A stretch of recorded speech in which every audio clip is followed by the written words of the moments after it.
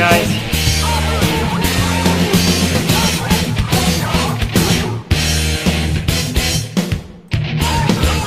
What's up, guys?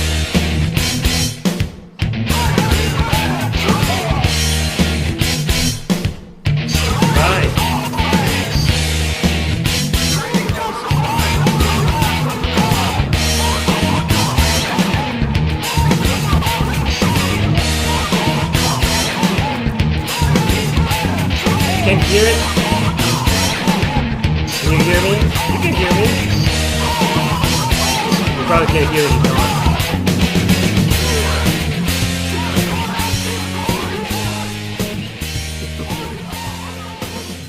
What's up, guys? What's up?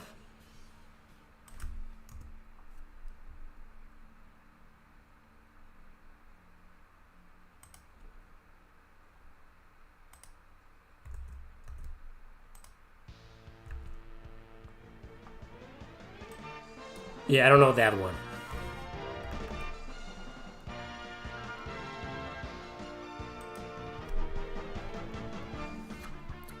Yeah, anyway.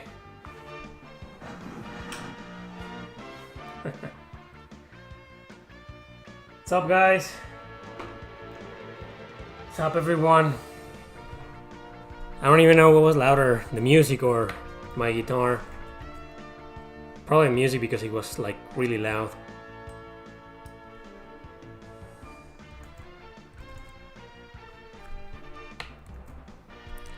How are you guys? Welcome to another Q&A.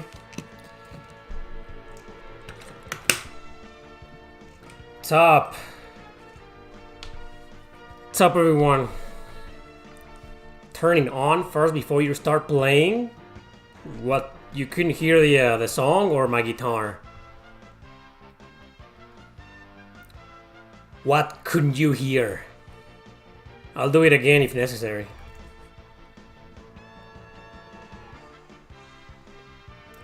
That's what happens when you do things live. It works for some people, it doesn't work for others. Can you hear me? Pretty sure you can. So sorry to hear about your grandmother. Mine, I only have one left. On my father's side, she died several years ago. And on my mom's side, she's still alive. 94. 94 years old and a half. That's fucking crazy, isn't she? I mean, isn't it? 94 years old, alive and kicking. My grandfather, her husband, died. What was like 7 years ago? Probably more. No, it's 9 years ago. 9 years ago. So yeah. I know what it's like, man. Starting Shadow Hearts, great game. That's incredibly good game. Criminally underrated.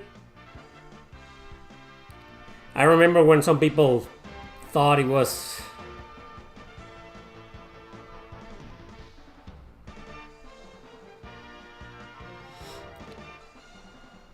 I've seen people saying it's the most overrated JRPG of all the underrated JRPGs. Does that make sense? Like if we bring out some of the most underrated JRPGs of all time that keep getting mentioned over and over again, like whenever you see lists out there, maybe of underrated JRPGs, like what are the most common? Like isn't Shadow Hearts one of those? Or Hidden Gems?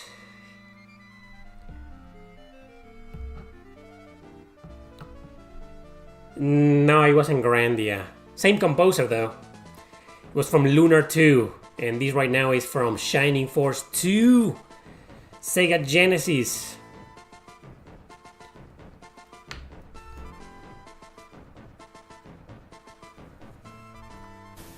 Should be louder now. There we go.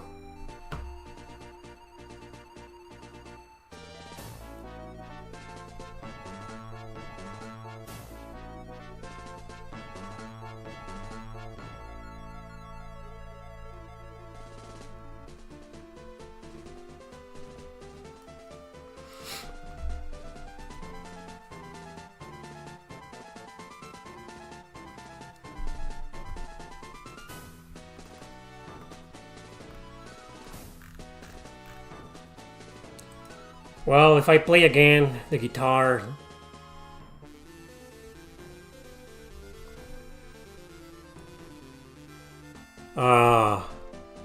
either I'll have to increase the volume of the amplifier or the volume of, or reduce the volume of the song I was playing. Yeah, I don't know what the hell happened there. Since I'm live, I don't know until the stream is over. And since nobody wanted to answer my question, and I forgot, you know, I'm here to answer your questions, not the other way around, huh? So it's been 7.5 minutes. Have you played Last Rebellion? I found a new sealed copy of it at a local game store. Started playing it. It's not that bad actually, although I can see the criticism against it, but I'm enjoying it. I don't remember playing that game for long. I don't even remember how I played it. I did play it, but only for a little bit. And at the beginning, I was like you.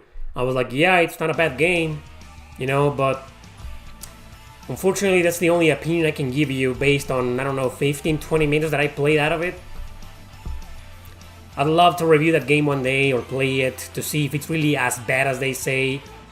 I know people whose opinion I trust, and they've told me that the game sucks, that it's pretty bad, that it's not Time and Eternity level of bad, but it's bad. Okay, but that's all I know. Like me personally, I barely play the game. So, yeah.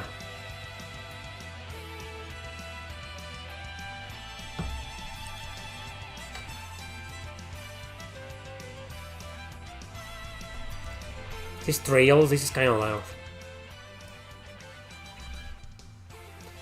Are you gonna do a top 50 final boss themes by any chance? No, because most of the themes will get a copyright claim, and I wouldn't be able to monetize the video. So that video is a lot of work. Top 50s are a lot of work, and I'm just not gonna work for free. You know, not a single penny will come to me, and some of the bands, the musicians, I mean, will get all the money. There's no point in making a top 50 final boss themes. I don't even know today how I got away with the top 50 regular boss battle themes. And I did get a copyright claim for the Chrono Cross boss battle theme. And I had to mute it.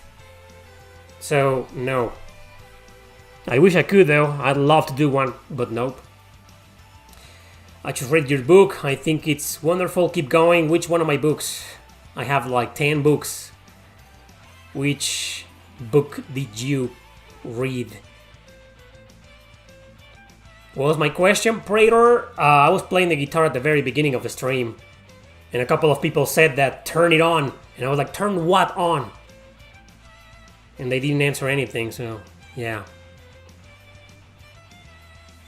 What are your thoughts on games where the main character doesn't speak? I really don't have a preference, you know, I've played so many of both. I've played so many JRPGs out there, or so many RPGs where the protagonist doesn't speak, and I play so many where the protagonist speaks. So I've gotten used to it. Maybe I had a strong opinion at some point in the past, many years ago, but nowadays I've gotten used to it, so, like, if you're asking me if I have a preference, I think I do prefer a protagonist with a personality, but 8 out of 10 times it's the same personality. It's like a recycled personality, you know, like the same charismatic protagonist who looks out for his friends, you know, and the we won't know unless we try kind of guy, you know. An optimistic guy. I mean, it's the same character over and over again, just with a different few traits here and there. I mean, And then the silent protagonist seems to be like the same, especially when they don't have any decisions to make. They feel like the same kind of character. Like the Persona characters, for example, Persona 3, 4, and 5. Once you start meeting them, or once you watch the anime, or once you play some of the spin-offs where they talk, and they're like, oh, so yeah, they gave him a generic personality. Fine, nice.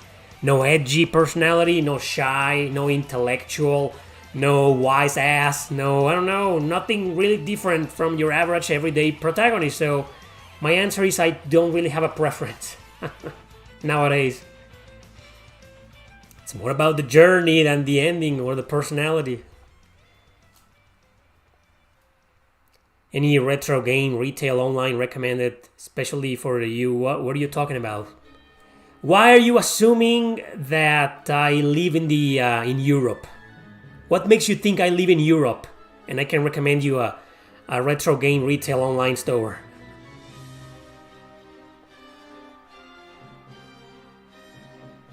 You prefer the silent protagonist?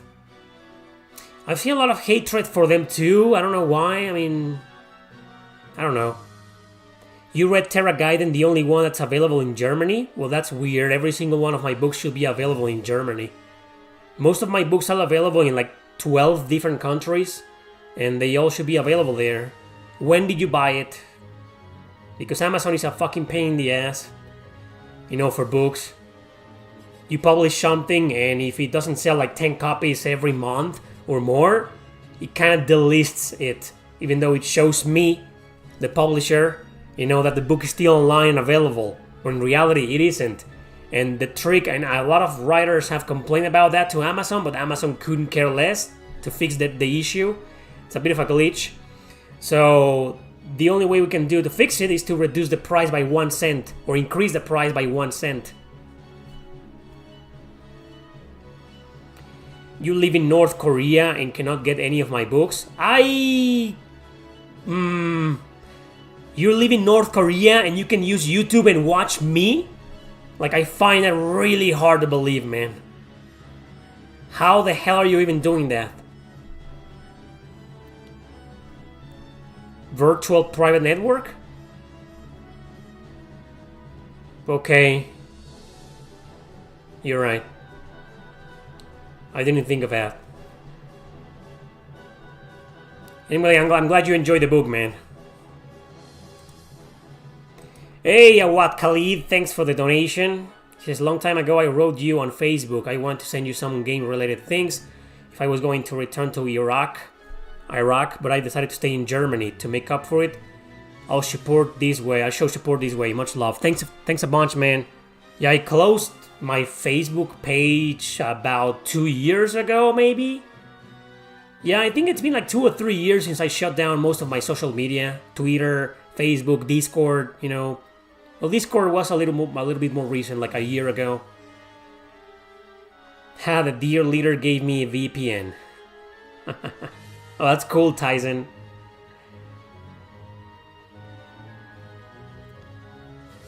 I bought it like 2 or 3 weeks ago, not so long. Well, Shark Trash, can you do me a favor right now? Can you go right now and see? You don't have to buy my books. Just go and check if they're available in your country. Every single one of them should be available. There are countries where they aren't available, and I can't do anything about that because Amazon fucking sucks. But just double check right now if all of my books are available. You know, check out The Revenant Army, Nyx Inferno, The Reaper's Thorn. That's not a book, that's a game, of course.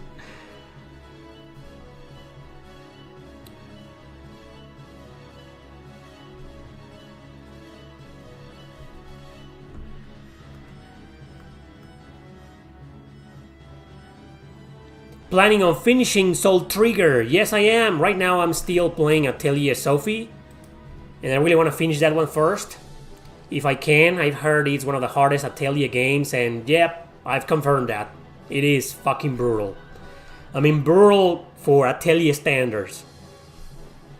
You know, I thought before Sophie, I was like, Iris 2 and Risa are the hardest that I've ever played. Yeah, Risa was hard. for an Atelier game. For a regular turn-based RPG, it isn't hard, but it is hard for an Atelier game. And then I'm playing Sophie, the first one. Now I'm like, yeah, it's fucking hard. Hardest Atelier game I played so far at Sophie. It's ridiculous. But it's not like, Nocturne level of hard. No way. Or I don't know, Grandia 3 level of hard. Well, Rogue Galaxy. I'm just trying to trigger some of you. Alex and Hiro from Lunar, on the other hand, are bland. Another example of the exact same character of the MC of Star Ocean: The First Departure. Yeah, that's what I was saying earlier, that most JRPG protagonists are the same trope, recycled over and over again. The power of friendship guy.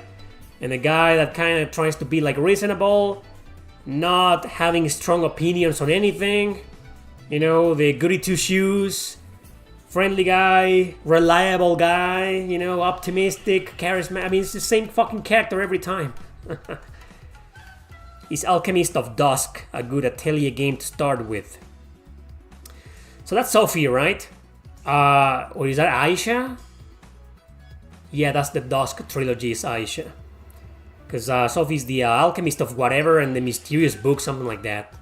So Aisha is it's a good one to start with. It's not one of the best. It's not one of the worst either. It actually is one of my least favorites.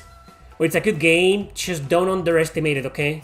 I got the bad ending. That's a game where if you beat the final boss, if you fight the final boss and it kills you, it's not like game over, try again. No. It kind of locks you into the bad ending. And I got the bad ending and I was like, fucked. And it was useless to reload my file because that game has a time limit. And I ran out of time. So even if I had reloaded my file, I wouldn't be able to grind. I wouldn't have been able to grind or to get better items or equipment. I was fucked. Yeah, Aisha has a time limit. Like Rorona, like Totori, like Meruru, like Eska and Logi. It's just those 5. All the others don't have a time limit. Just those 5. Okay, so Aisha has a time limit. That means it's a difficult game, and that means the final boss is going to be a pain in the ass, and I strongly recommend you prepare accordingly to that. Okay, so... maybe at the same time, no, it's not a good place to start. But it's not really that hard. Have you played Sea of Stars? No, just the demo. Do you get sick of answering the same questions all the time, or are you still just as passionate about sharing your opinion? A little bit of both. I'm still as passionate to answer the same questions. I do get sick of answering the same questions all the time, Usually when somebody asks a question that I answer to death, before I either ignore it or most of the time I just answer it really quickly because that person may not know that I have answered that question before. So it's kind of unfair to be an asshole, and stop asking that asshole. I already answered that in the previous stream. Yeah. But I do tend to tell them, hey, I answered this question before, so I'm gonna answer it really quickly. How many times have I completed Final Fantasy IX?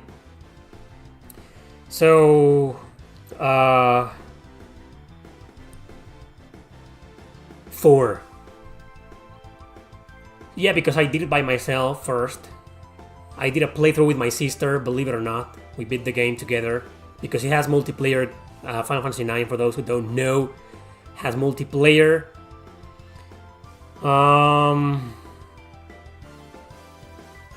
Yeah. And then another one 4 times. I've beaten Final Fantasy IX 4 times. Yeah. Same amount as you, huh? Yes, it has multiplayer. Second player can control 2 more characters in your party, but only in battle. When you go around, it's gonna be player 1 forever. Exploration, it's 1 player only. But during battle, you can control 2 more characters with another controller. Final Fantasy 4, 5, and 6 have the same feature. 7 didn't. 8 didn't. 10 didn't. And now after 9, it pretty much disappeared. 12 would have been a great one for a multiplayer feature, in my opinion. Too bad it didn't happen. Código Morgana, is it only in Spanish? Yes, it is only in Spanish for now. I have plans to translate that book next year. And possibly write a prequel or a sequel. But yeah, Código Morgana right now is digital only in Spanish. Thoughts on Final Fantasy Rebirth? I only played the demo and it was alright. He gets asked about having played Sea of Stars, Chain Echo, Shin Megami Tensei 5 like 3 times per stream. Yeah, those seem to be the usual suspects. I do get, like, what's your opinion on a Xenosaga Trilogy remaster? Or what Tales game should get remastered? You know, the usual questions. But it's okay, you know, it's just new people showing up. And they don't know that I've answered that question a million times. So it's fine. I like your RPG score section. It was so much fun to read, waiting for more. Oh, hey, man. FF12, KD. Yeah, it was fun. It's fun doing it. I'm doing it for fun. You know, I'm not making any videos about it. I did one video and it failed and I was like, meh. So visit my blog, everybody. There's a link to my blog, my website in the description. Click on it. Right now, if you want to, and you're not going to click away from the stream, I think. Or open in a new tab, you know. And you'll see a section called RPG Scores. I have added 50 RPGs scored on a scale from 1 to 10. Just the final scores, you know. But in case you know what's going on, you know, if you want an explanation, well, the explanation is there. But if that explanation isn't enough for you, there's a video I did in this channel called ranking 10 RPGs ranked from 1 to 10 on a scale from 1 to 10. It's a bit of a long video. I should have made it shorter. But I kind of want to properly explain why I give the music a 10 out of 10. Or the gameplay mechanics a 9 out of 10. Or the battle system a 7 out of 10, you know. So that's how I think. Whenever I rank some game, it's not like I'm just gonna put, I don't know, Final Fantasy 9, I'm gonna give it a 10. Just out of my ass, you know. No, I'm not doing that. I'm like, okay, Final Fantasy 9, I will probably give the story a 9 out of 10. And then I rank 5 categories. Story, gameplay, which, without the battle system, gameplay pretty much includes everything: exploration, interface, controls, you know, menu, difficulty, random encounters, stuff like that, you know. And then battle system, and then music and graphics. So the sum of all these, you know, is usually below 50, right? And I multiply that by 2, and I get a score, a scale from 1 to 10. That's what I do. So yeah, check it out. If you wanna complain, this is your chance, because you know me, I don't read the comments. But I do read the chats. So if you want to come here and say, how fucking dare you? How fucking dare you, man? How come Nier Automata 9? That's garbage. Fuck you, Erick. Or Final Fantasy 9 should have been a 10 out of 10. Go to hell. Look, Shin Megami Tensei Nocturne should be 10 out of 10, you know. If you want to do that, be my guest. Thank you very much, Kiss. So yeah, scores. Scores. More will be added. How dare you give Bubsy 3D only a 9? By ranking RPGs, man. Have you played Final Fantasy before? Which one? I've played all of the main ones. From 1 to 16. Every single one of them. But I've only finished like 4 or 5. 4 or 5 of those. Not even half of those. I'm not the biggest Final Fantasy fan. I used to be back in the day, like 10, 15 years ago. More so, even 10 years ago when I did my first top 10s here in this channel in 2014. You could tell that I wasn't a big fan anymore, you know. I think I was a big fan of Final Fantasy for like my first RPG years. And then I realized that no, you know, I kind of liked more RPGs way more. There you go. I think you have to learn to play RPGs for 1 or 2 hours. It was hard for me because I used to play 3 hour. But I don't know what you guys are talking about. You change your camera. It's more HD than the 480p camera you used to have. For your information, it's at 720p camera on my laptop. It's just the lightning sucks in this room, so I bought a light. And it improved. And now it looks better, right? Does Bahamut Lagoon deserve a remaster or HD 2D remake? Whatever. whatever they decide to do with that game, it needs to come out of Japan. You know, we need... I mean, you can play that game. I just beat it on the Super Famicom fan translated, and I fucking loved it. It's there in the scores, by the way, but it's... I loved it. So, remaster, remake, whatever they decide to do, just bring it over here. But then I guess a remaster will be better, so they will probably... They wouldn't alter the script, if you catch my drift. Have you watched the Nier Automata anime? No, I haven't. I watched the first episode and I was like, it's the same as the game, so I'd rather play the game. There's gotta be some differences, I know, but I have no means to watch the anime. Hey Michael P, thanks man. Best RPG based on an anime? That's another usual question. So far, the best one that I played and finished, Full Metal Alchemist 2 on the PlayStation 2. Others are really good are Dragon Ball Z Kakarot, Dragon Ball Z Attack of the Saiyans on the Nintendo DS. One Piece Odyssey, I played just the demo and I loved it. Yeah, there's a reason why there's only one top 10 best RPGs based on anime series that I did like 7 years ago or 6, I don't remember. If you had a crystal ball, what do you think the future of JRPGs will be? I already answered that question. It's on my second channel, and it made it into a whole topic. It's called the future state of JRPGs.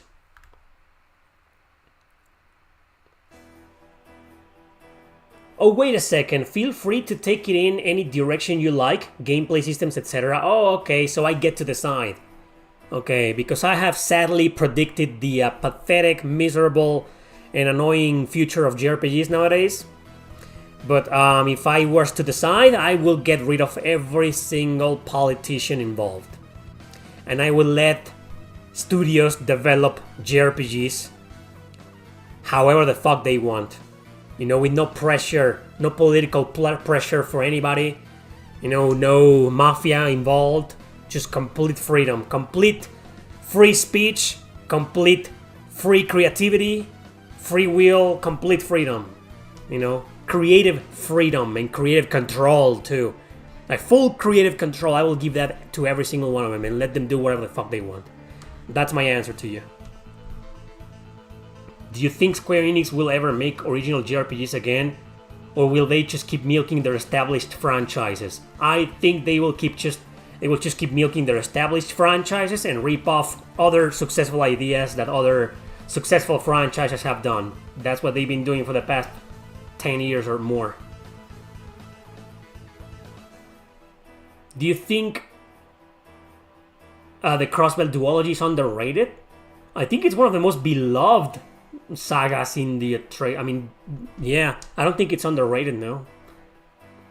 I don't think any of the Trails games are underrated nowadays, with the exception maybe of the Sky trilogy, for obvious reasons, because they aren't available on modern systems, but they are in a good place right now. I think the Trail series are in a good place right now. Like, not really mainstream, but not really... In terms of success, you know, in terms of...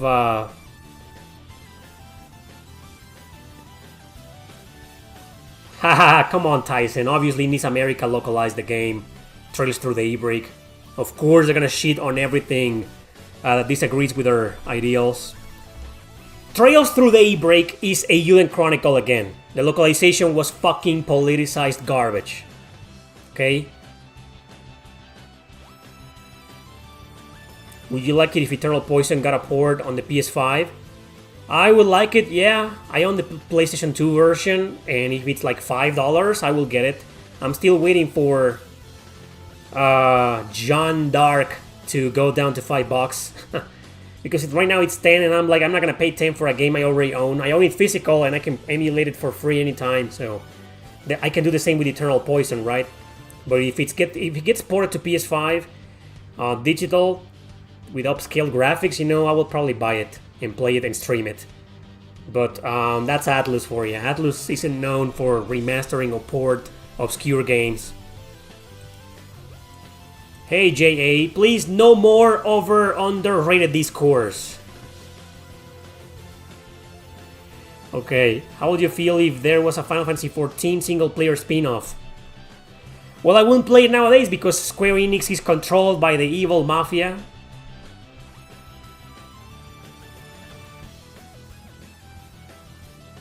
Golden Sun versus Chrono Trigger, Chrono Trigger.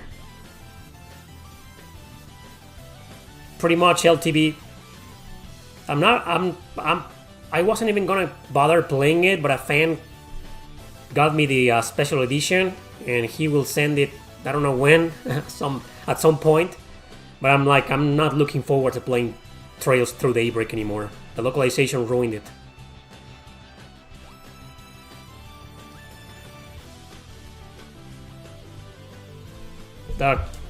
Many people have different opinions on the Trail series, man.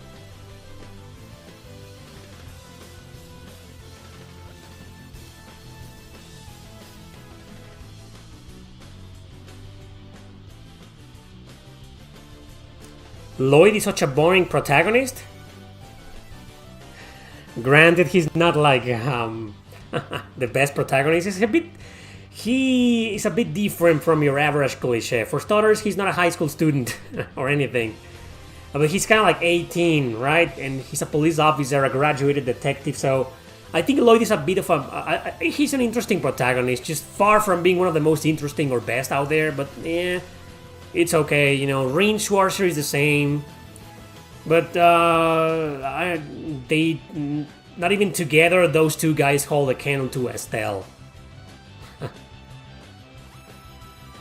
But it's not like Estelle is one of the best protagonists ever, no. But I love her. She has a funny personality, immature, and kind of getting angry, and always with funny comebacks. I don't know, I love Estelle. Far more interesting protagonist than Rean and Lloyd together. Idea for a versus episode: Tales of Symphonia versus Skies of Arcadia. That's not a bad idea, actually, but I think Symphonia will win because there's more access to the game.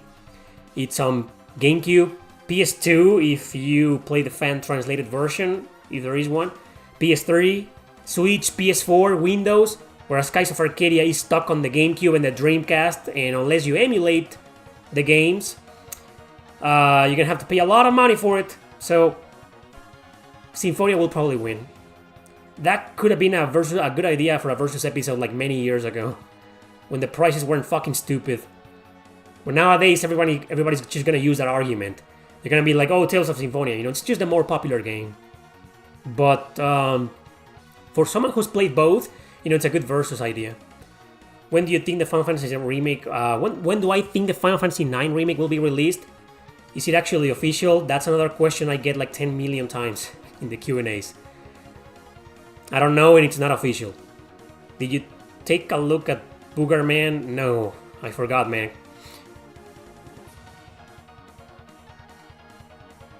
Which Cold Steel was your favorite? 4. Definitely 4. 2 and 4 seem to be the best ones, yeah, I love 4 more. Here's a question I've never gotten. If Cloud had died in Nibelheim and never returned to Midgar, would you have played a spin-off game with Bifa, the child of Baron and Tifa? No, probably not. Do you think you will eventually soften your hatred for greater inclusion in games? Seriously? Are you trolling? Greater inclusion? What the hell is that? Why is it called greater? What the hell? He's probably trolling. Trinity Trigger versus Bravely Default. I haven't played Trinity Trigger.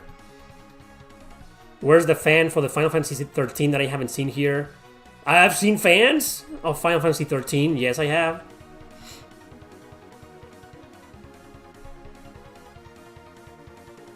Who would you like to see replace Square Enix as the king of JRPGs?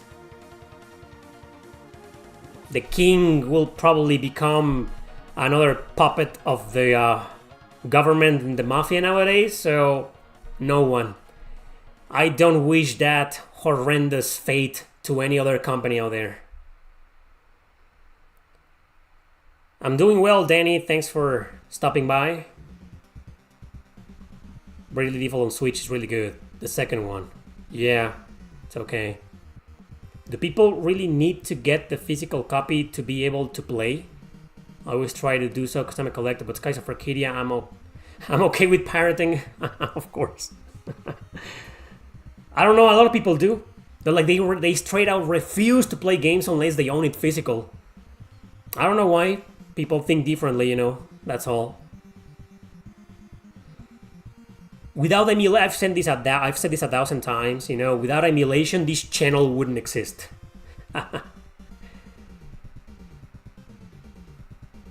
Because I emulated a heck of a lot of games. A lot of... I wouldn't say about half of them, because nowadays, you know, I played a crap ton of physical games and RPGs. But easily, you could say that about 50% of the RPGs I've played in my life. And I've played a crap ton. I've beaten over 300 only, apparently. But how many I've played? Probably over 500, right? And you easily half of that is I did it through emulation.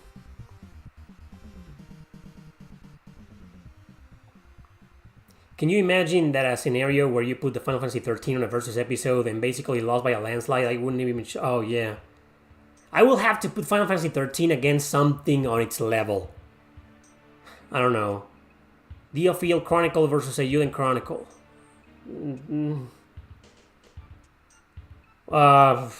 What's the last game you emulated? Atelier Sophie. The one that I'm currently playing.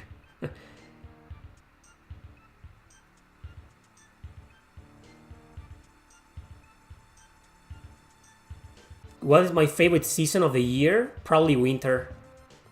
But not because I'm a gamer, but because I live in Mexico. I have a big fucking reason to absolutely hate spring and summer. Big, legit fucking reason, man. Even if I wasn't a gamer, I will still pick winter 1,000 times.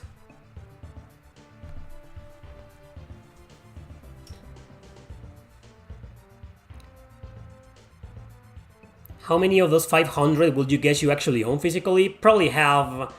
I have like over 300 video games in my collection, 350 I think. And a big chunk of that, well, not that big, but a chunk of that is non-RPG games. So I could, yeah, I'd say about half of that. I don't know, maybe less. Probably less. I personally think emulation is very important for game preservation. Yeah. Though I think... My thoughts on that specific statement, which I've seen a million times by many different people out there, is that even if you weren't preserving the games, you will probably still emulate them. Like, to me, game preservation is just an excuse to justify emulation nowadays. I'm not shitting on that statement, you know, it's a good statement, but it's just an excuse. A good excuse? Yes, it is. A morally acceptable excuse? Maybe, right? But it's just an excuse. People will emulate whether that meant preserving games or not. What do you think about the recent Monolith Soft rumor that they're developing a new game and hiring new people?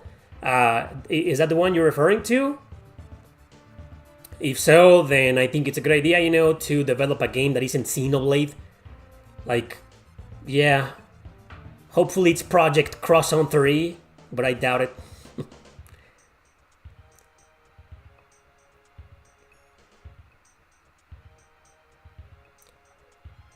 Have you heard reports of more gamers choosing to play retro games from 20, 30 years ago than modern games? Yes, I'm kinda one of them. But 20, 30 years ago, that's a lot. I'm still playing PS4, PS Vita games, Switch, you know?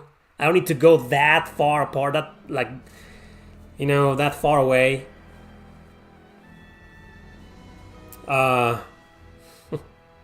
But yeah, I mean, the reasons is, there's two main reasons why that's happening. Well, it might be three reasons. The first main reason is because people are getting tired of modern political bullshit, of course. They realize that there's just this bullshit has destroyed gaming nowadays. It's all over the place, you know, censoring and altering, you know, and disrespecting scripts and localizations, you know. So people got tired of that. The second biggest reason is because people are also getting tired of the modern formula in terms of gameplay mechanics, like open worlds. Like everything's a copy of a copy of a copy, you know. There's too many Metroidvanias, too many Souls, like too many roguelikes, or too many open worlds. So there's a crap ton of gacha games, and they're tired of that. It's like you play one game, you play them all, right? So they're going back to the past to avoid that. They're also tired of like DLCs and incomplete games. How many times have we seen a modern game of any genre being released and it's getting patched the same day, and it continues getting patched and updated over and over and over again? So it's like, damn, it's just, yeah, it's annoying, man. Remember when you used to get the complete game once you bought it, and that was it, even if it had glitches, you know? And the third reason is because of prices. Because back in the day you used to pay a little bit less for games, and nowadays you gotta pay like $70 for one, $60, $80, even digital for some of them, especially the AAA games. And even a lot of AA companies are selling their brand new releases for like $60. So people are like, you know, I'm just gonna emulate, you know, it's free and the games are like better according to them. So there you go. That's the reason why that's happening to a lot of people, and I'm honestly one of those people. Like, I fit in all three categories. Like, I fucking hate politics in my video games. I wish they would just fuck off from both sides, right and left. And I hate the fact that, well, I don't hate this, you know, but I don't like the fact that modern games have so much bullshit in terms of patches and updates and DLCs and whatnot, and they all seem to be a copy of a copy, most of them. To look up for originality, you gotta be like real specific. And I'm not saying these games are bad, you know. There are some Metroidvanias, there are some open world RPGs that are badass, you know. I fucking loved Frontier Hunter, which is basically a blood-stained Ritual of the Night ripoff, and I loved it, and I strongly recommend it. You know, I'm not saying they're bad, that's why I don't hate the second one. But then the third one, the price, you know, I'm just, dude, I can't fucking afford $60 a game several times a month, you know. It's just, I can't. So that's the answer to your question. Have you ever played Heart of Darkness on the PS1? Yes, I have. I made it far and never beat it because it's such an incredibly difficult game. But I love the idea. A little kid with the gun and the dog, you know. With the dog, I think the whole point of the game is to rescue his dog, right? And then you fight hordes of these, like, black shadow creatures, gooey creatures, you know. It's a pretty creative game, pretty original, kind of dark, fucked up a bit. You know, I love the death scenes. But it's a really hard game. And I'll be honest, the game didn't age very well, let's leave it at that. The controls are kind of janky nowadays. They didn't feel great back in the day when I first played it. They feel worse nowadays. But it's a good game, you know. I'd like to stream it one day on Twitch. Link to my Twitch channel in the description, everybody. Follow me on Twitch. I'm streaming more regularly nowadays, doing variety streams. No, I'm serious, you know. Check me out on Twitch. I just can't, you know, focus 100% on YouTube anymore because of how they treat me. I'm not leaving YouTube, don't worry. But yeah, follow me on Twitch. I need to start working on different platforms. And yeah, I'm not doing variety streams on YouTube, but I'm doing variety streams on Twitch. It's a fun place to hang out. It's different. So link to my Twitch channel in the description, everybody. Follow me. Subscribe if you want to. Support me there. The more support I get, the more often I'll stream in there. Do you like playing horror games? I do. Survival horror games for a short period of time was my favorite video game genre. I know that's hard to believe because you see me as the RPG guy. I know that, but it wasn't like this 20 years ago.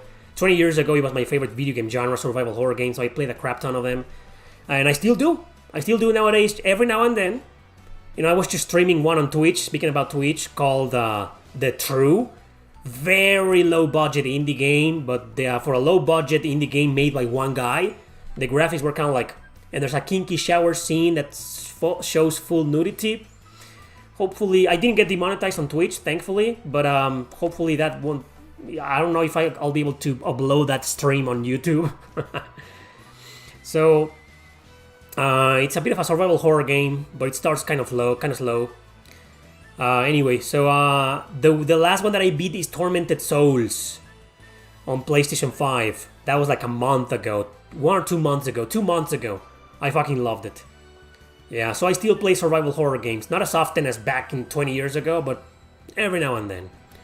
Where is my 100,000 subscribers silver play button? I don't know. How many do I have now? Do I still have 101? I had them last night. But YouTube keeps deleting subscribers from my channel for no reason. I don't know why. Nobody knows. At the beginning I thought it was just me, but apparently, no, it's happening to a lot of content creators. A lot of them, millions of them. Like the subscription rates went down considerably.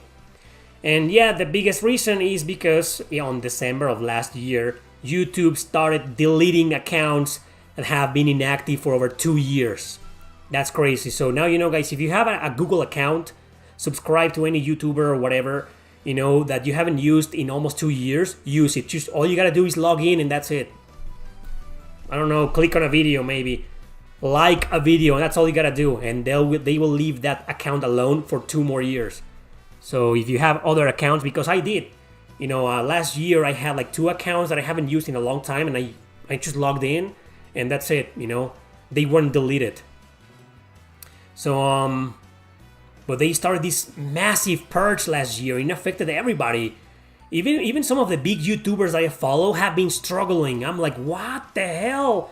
These guys should have like, I don't know, like 500,000 subscribers right now, and he's struggling to get there a lot. And he's a much bigger and much more popular and beloved YouTuber than I am.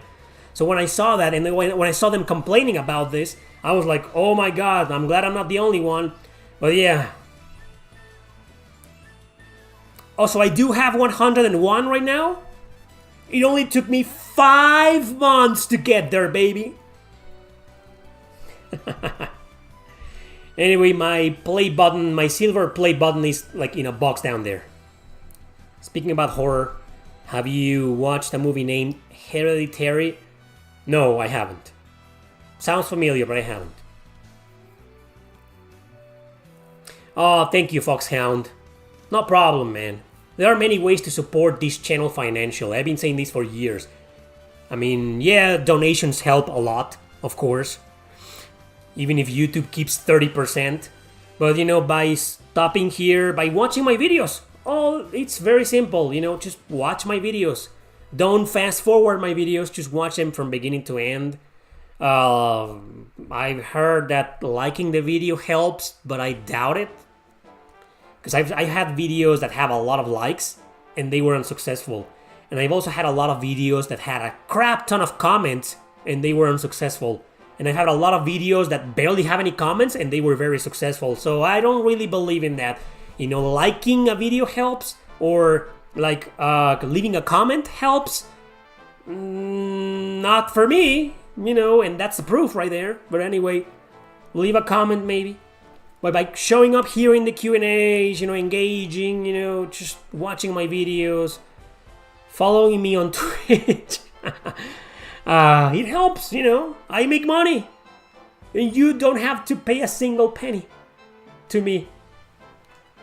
Don't skip the ads. Don't use ad blocker. I could go on. The YouTube algorithm is fucked up. And it has to be. I am not going to defend YouTube right now, but it makes sense.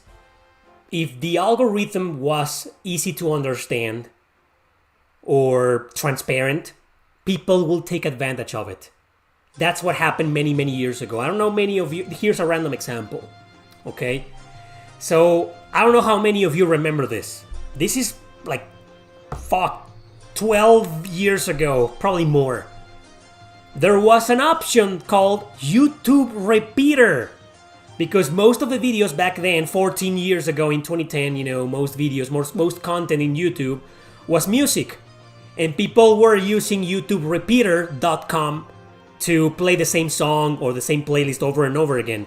But then content creators were like, I can use this to get views. You know, I'm just gonna repeat my video. And everybody, they told everybody, they told their fans, they told everybody, hey, use YouTube Repeater and leave my video on repeat so I'll get more views and more money, right? So that's when YouTube said, oh my god, no, I'm fucking this up badly.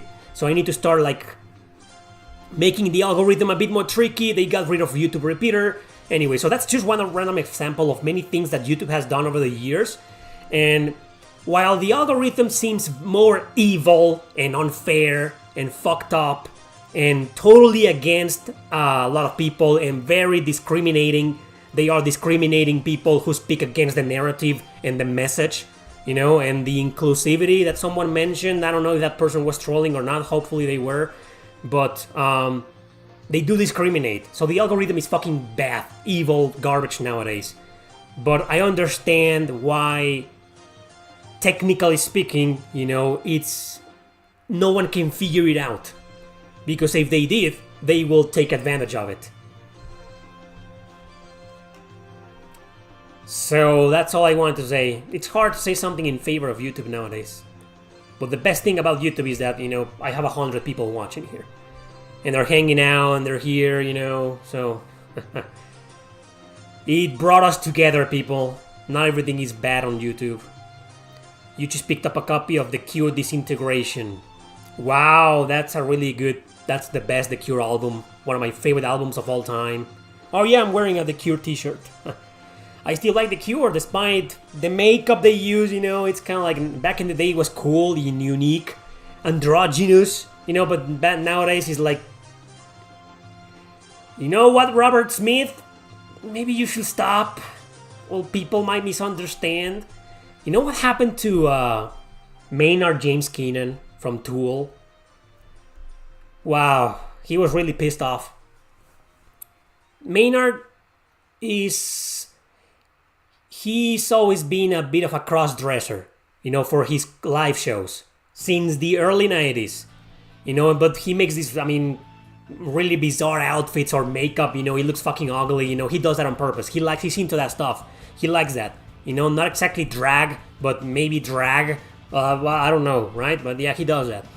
So a few years ago, there was some kind of protest in Florida or something, and he didn't even know about that, and he was, just look it up on Google right now, man. You're gonna laugh a lot. It looks fucking ridiculous.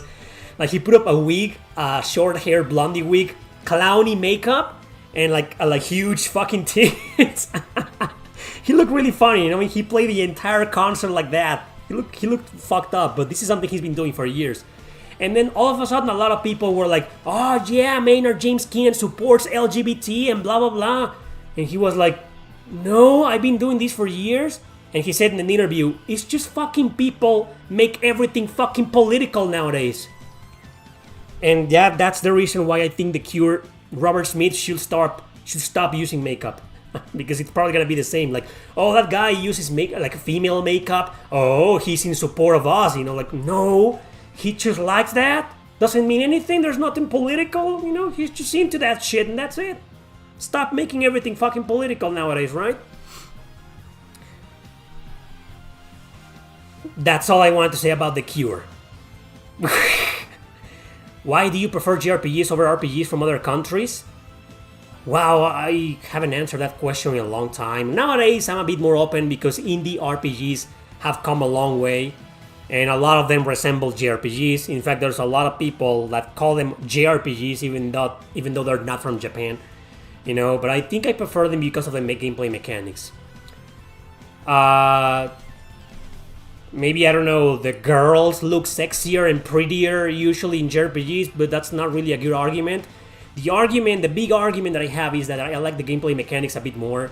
Because I think in terms of storytelling for a video game, it's also like better. But Western RPGs have these dark stories, you know, that are more appealing to me, more mature. And they should appeal to me more, right? But I feel like Western RPGs throughout the decades have, most of them have been, in terms of gameplay mechanics, a repetition. Like open worlds with different decision making, different endings, and like the same fucking thing over and over again, man. You know, they're all like Elder Scrolls or Diablo, you know, back in the 90s or the 2000s, it was like that. Everybody wanted to be that. And I got tired of that. And JRPGs had a lot of cliches too, a lot of things about them that were also like, oh, it's the same in every fucking JRPG, right? But at least the battle mechanics were like a bit different or more creative. And, you know, eventually I started giving more preference to JRPGs and I got stuck on that. And I became a bigger fan of that. So that's my argument. It's more about the gameplay or the battle mechanics in JRPGs than in Western RPGs. It's nothing cultural or nothing like, oh, I like my anime girls or my lolis or my 17-year-old kids with the power of friendship saving the world. No, I actually kind of dislike that. You know, in terms of stories, you know, I think I prefer Western RPGs, but in everything else, you know, and the music in Western RPGs, in 9 out of 10, in 999 out of 1,000, is like the same fucking music. And in terms of music, listen to it right now. I mean, how many Western RPGs can you think of that have music like this? Right? I mean, it's rare. They all have this epic music, you know, and it isn't bad. It's great, you know, but they're like the same. I feel like I'm playing the same game, you know. So, and JRPGs have more personality than Western RPGs. In my opinion, that's not a fact, that's not a statement, it's just how I feel about them and why I prefer JRPGs over any other RPGs from different parts of the world. Basic answer. Can't go any deeper than that.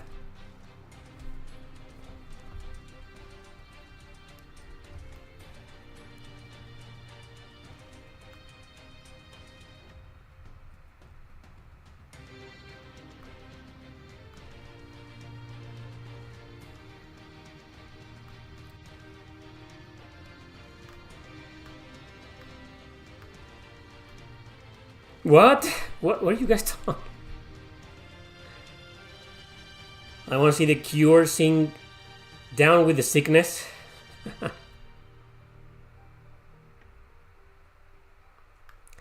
Oh, and also because of his age. Yeah, I kind of agree with that. Leaving politics aside, maybe Robert should stop wearing makeup because he's like 60-something years old and it's fucking cringing. Yeah, he should just retire in my opinion. He promised a new album 10,000 years ago, and it hasn't happened. What? I remember during the pandemic, he was like, oh, we're new album October. Nothing happened. New album October 2021. Nothing happened. 2022. Nothing happened. 2023. Nothing happened. It's fucking August 2024. No new album. Oh, man. I mean, I love The Cure. I know a lot of The Cure songs on the guitar. Have you played any Ace Attorney games? No. Exactly, Vrom. That's why a lot of people are fucking pissed off, because it's just too overwhelming, it's too much. That's the thing, you know, they want people to hate each other so they can come in full communist and rule the world and destroy capitalism. And no one's gonna fight that because we're all fighting each other. We're all too busy fighting and hating each other.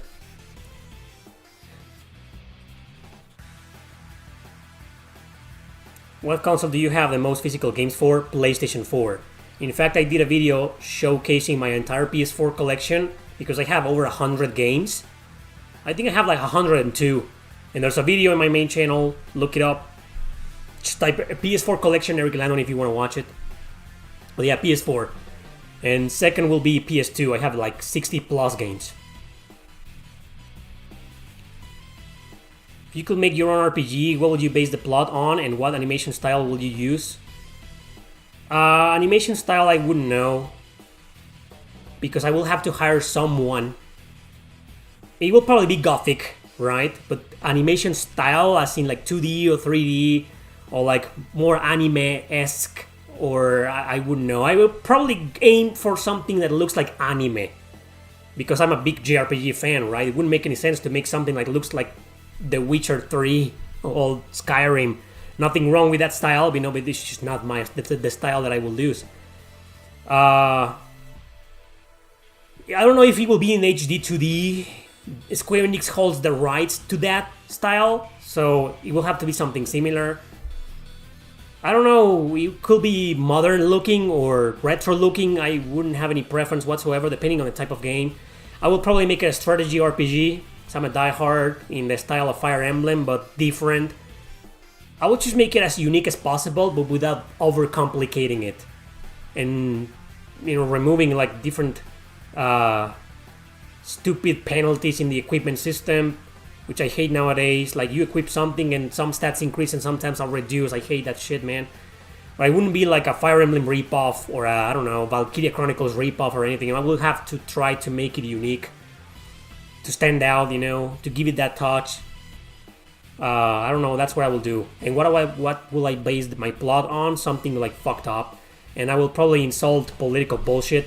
So that means my game will be rejected by every single console. And it will probably be a Steam exclusive. Yeah. I don't think it's a good idea to make video games nowadays if you hate politics. My friend, he took his game to a German convention, which is an European convention. He met many publishers from there, and all of them rejected his game because it didn't have politics. Left politics. If the games are even being rejected, if you, most of them, if you're religious, But I don't know, there was a little stupid ass RPG, I haven't played it, I just saw the demo, and I was like, I'm not playing this shit, man. But it was like the Jesus Christ RPG, what was it called? Like Forgiveness RPG on the PlayStation Store, the demo is there, and I saw it, was like, holy crap, how is Sony, the fucking far left motherfuckers, allowing this game on their platform? Forgiveness RPG, and it's serious, it's not like a joke to insult religion or Christianity. No, it's a serious game about... I'm not playing that, it looks bad, but it looks indie. And I'm like, oh, okay, that's allowed on PlayStation nowadays? Wow. So anyway, games like that are still being rejected. They're like religion, Christians, Catholics are being discriminated, and I'm like, well, for many, many, many decades or centuries even, it was the other way around, Catholics and Christians discriminating everybody else, and now the tables have turned. And they didn't turn a really good way, to be honest. My opinion, no one should be discriminated for their beliefs. But no one should force or try to force their beliefs on other people. Nobody wants to be discriminated, but everybody wants to force. Everybody wants to discriminate. Humanity! Go humanity! Never changes, never has changed, it never will.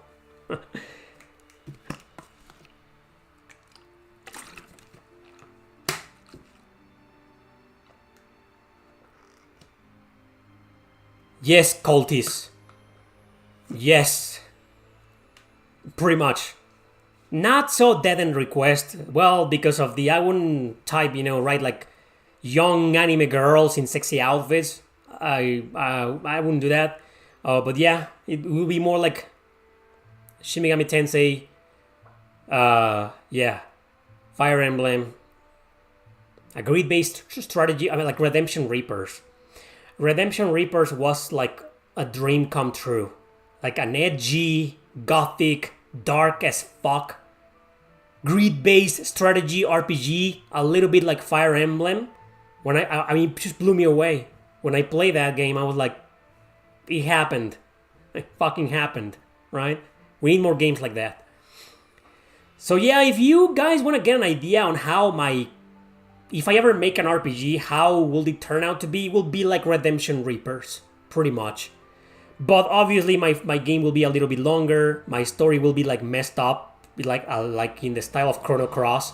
Hard to understand, maybe depressing as fuck. Tragic, stuff like that. Yeah. It will be like that. It will be different, I can't give you a perfect example, but probably something like Redemption Reapers gets close to my ideal RPG that I will personally do. It's actually in the PlayStation Store. I told you, Forgiveness RPG. Holy shit, man! I kind of want to play it and stream it just to piss off the lefties, man. So they will come in my chat and say, "Why are you playing this? Jesus Christ is so outdated." To piss them off. But it looks really fucking bad. The game looks bad. And wasn't there a Jesus Christ the game like came out last year? And people talked about it. I haven't played it and I haven't seen it, but it was like Jesus Christ the game. Oh man. Have you played Azure Dreams on the PS1? Yes, I have. That's a roguelike. Randomly generated dungeons. Taking place on grids. You move the enemy moves. You capture monsters. Not exactly in the same style of Pokemon, but you do capture them and raise them and blah blah blah. It's a bit like that. It's a good game, but eventually well, I think the game's creative and unique, but it just wasn't my cup of tea. Like these training monsters and stuff like that. It also has a dating scene. I included Azure Dreams. But I don't know, it wasn't my cup of tea. I think I'd rather play Shiren the Wanderer, you know, or Chocobo's Dungeon even. Or even Izuna the Unemployed Ninja on the Nintendo DS. No one's heard of that game, I know that. Well, that's a great game. I Am Jesus Christ, that's the game. It's on Steam. Holy shit. It's not on any console? It's not on console? It's about time for the Versus episode. No, it's always... For the past 4 or 5 streams, it's been like near the end. So, yeah, we still have more time. Top 10 JRPG lowlies. Why would I do that? I don't like lowlies. Vladislav. Not a fan of lowlies. Claymore Wielder. Who is that character on your DP? I think it's Cosmos, right? I saw that username. Looks like Cosmos from Xenosaga. There we go, yeah. I am Jesus Christ. So it's on Steam and not on any console. Why am I not surprised? Waifus versus first before the main... No, we've done that to death. I'm tired of... No.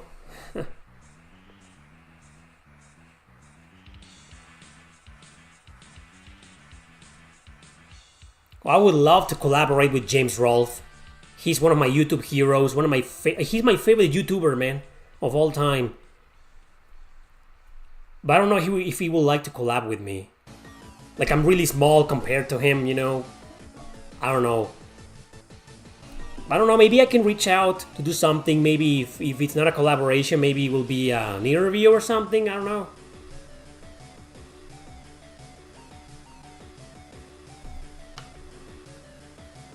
Why did you add... Jesus Christ.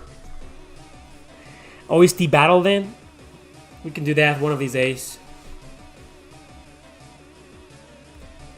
Yeah, I would love to collaborate with James Rolfe, but he will be like, well, he played Earthbound, Final Fantasy 3. He's made episodes on that, so the collaboration will have to be similar to that. Because I don't know what I will do for a collaboration with James Rolfe, but that's my dream collaboration, man.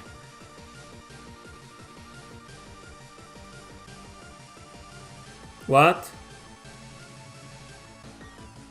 What? Wasn't I on an episode of his? No! I will know, trust me.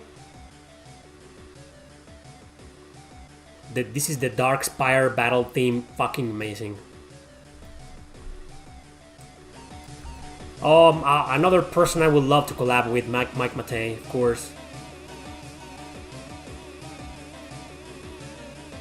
Big fan of Mike Matei.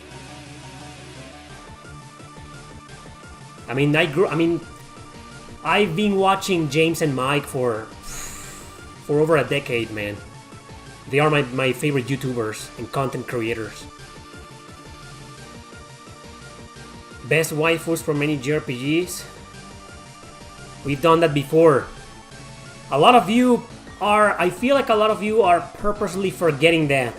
But we've done a heck of a lot of waifus versus things that some of them landed on my second channel, so no, we're not doing it. I haven't played Lisa the Painful. because it's honestly not.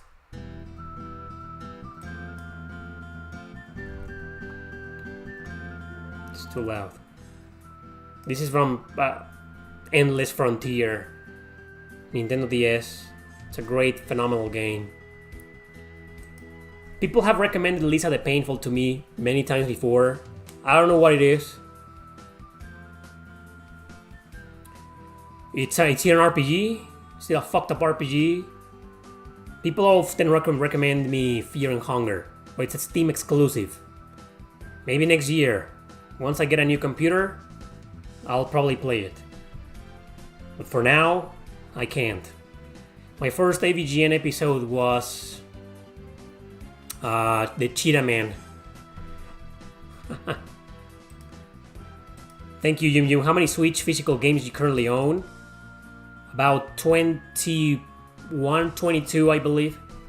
Not too much. Switch is expensive, especially here in Mexico. And most versions are better on PlayStation than on Switch. Most of them, not all of them. So I'd rather collect the PS4 version, you know, I give priority to that version. Or PS5. If something comes out on both consoles, I'd rather get the PlayStation version than the Nintendo version. But I love the Switch, and yep. I have a humble collection.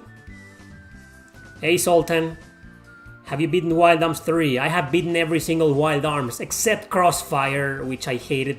You probably know that. But I've beaten every single Wild Arms at least once. I tried beating Wild Arms 5 a second time a long time ago, and for some reason I couldn't. I don't want to spoil, but a certain boss battle destroyed me, and I was like, oh my god, I'm gonna have to grind a lot. So I grinded a lot, died again, I was like, and I was like, yeah, I'll do it later. And I never went back. But I'd love to beat Wild Arms 5 at least twice. Wild Arms 3, I don't know if that will be a game that I could ever beat again. Because a bit dated, you know, it didn't age very well, but I love it. I love Virginia. And yes, I know it has like 1,000,000 dungeons. Doesn't it have like a random dungeon thing in some area? I beat the game so long ago on the PlayStation 2, not on PS4. And I never got into that. Wild Arms is a series where I barely do any side quests. Come back with Mohammed Simulator, then we can... What the hell is Mohammed Simulator? Oh, so Lisa the Painful is an RPG. Okay. It's probably only on Steam, isn't it? Have you played Racing Lagoon? No. Isn't that a Squaresoft RPG? Never left Japan? No plans to mod your Switch? Not at the moment, because... Believe it or not, I still get review codes every now and then. Last one that I got was Scars of Mars. And if my Switch was modded, I couldn't download it, you know, legally. So, no plans to mod the Switch. I will have to get a second Switch and mod that second Switch. But the Switch like $400.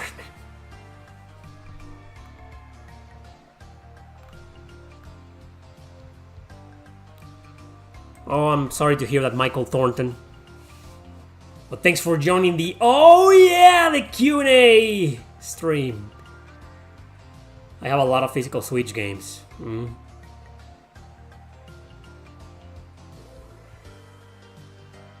Yes, you should definitely play the sequel. Though it has some Yuri stuff.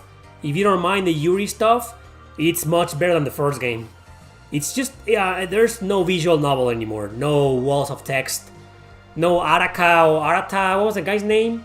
Arata, you know, explaining everything in walls of text, you know, no, nothing of the sort, but it does have a lot of dialogue in some areas, especially at the beginning. And it's actually shorter, you know, it's shorter, like, Dead End Request was at least 25 hours, 30 hours, I think I did 30 hours, you know, and the second game is not even 20.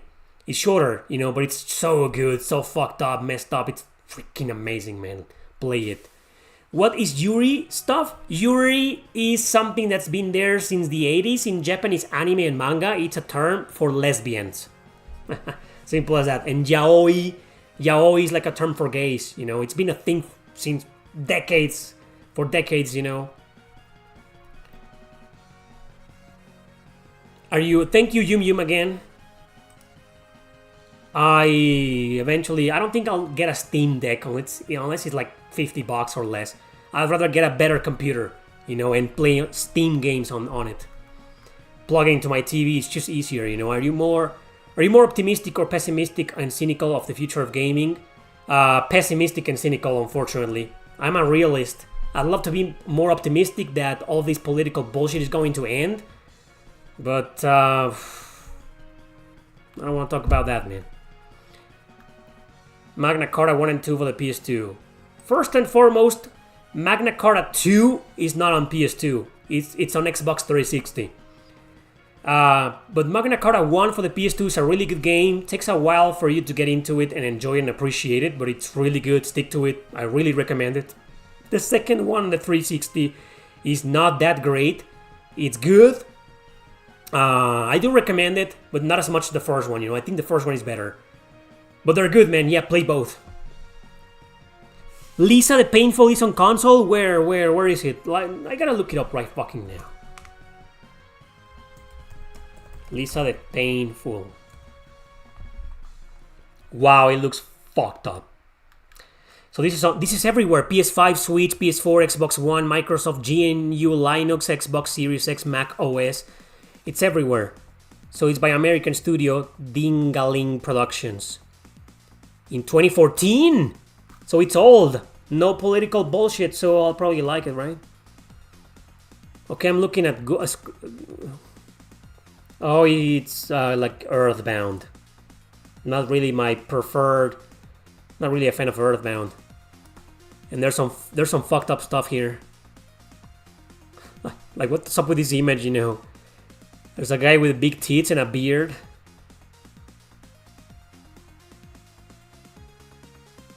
Some of the characters look straight up ridiculous. Are you sure I'm gonna like this game?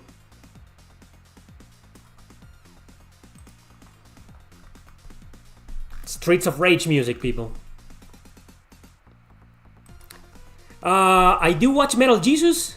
Yeah, I've been watching Metal Jesus for at least 7 years or so, more like. Yeah. I mean, I don't watch every video, right? But I watch Metal Jesus every now and then,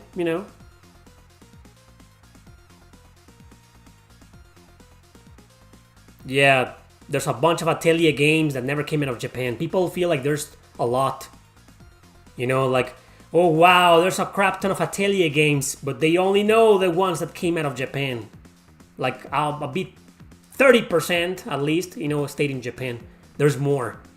It's hard to believe. Like, isn't there already a ton of Atelier games? There's more. Radical Reggie? Yeah, I had Radical Reggie in my channel a couple times. We did a Vanillaware games ranked from worst to best. Long before Unicorn Overlord came out. Yeah, we did that video like in 2021, 3 years ago. We also did a podcast episode. And then a discussion on game prices. All of my collaborations with Radical Reggie were in 2021.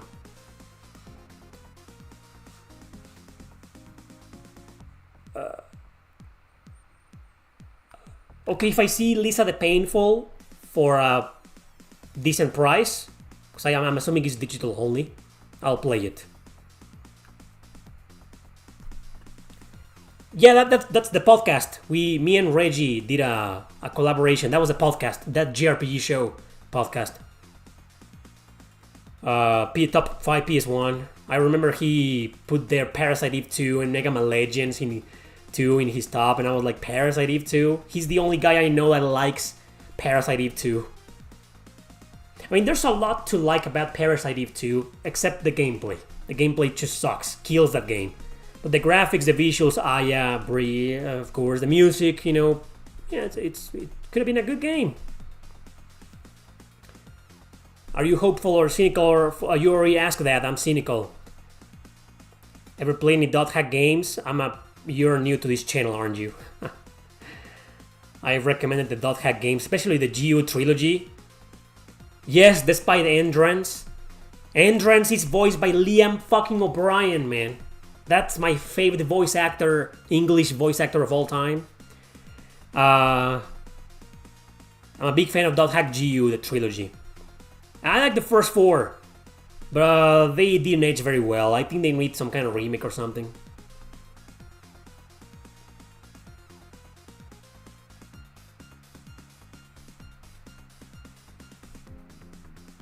I'm not in touch with most of the YouTubers I had on that JRPG podcast.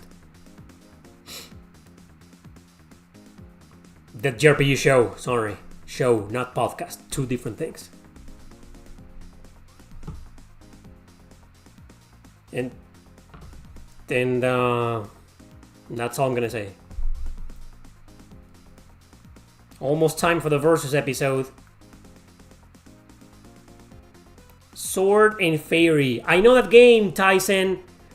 When are you going to shut up about that game? You always bring it up in my streams. Sword and Fairy 7. Yeah, I know that. I should play it. I'll play it once it's dirt cheap. I promise. Don't shut up about the game.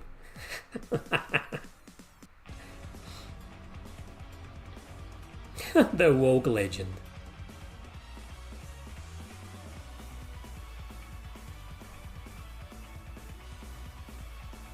What's this, Trails? Is 8. Crimson Fighter. Badass theme.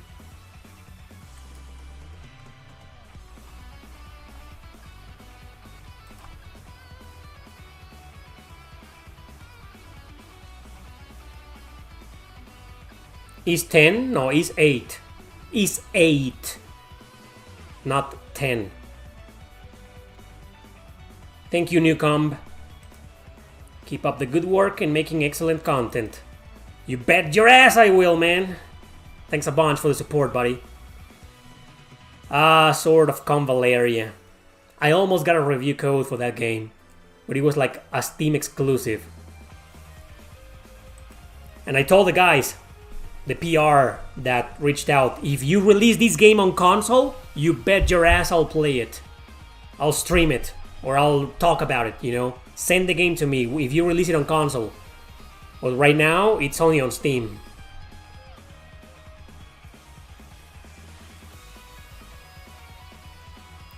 Suikoden, remember, will suck.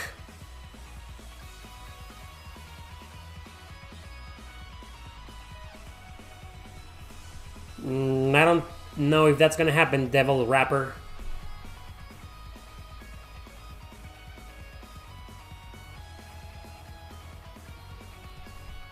Kemco? Really?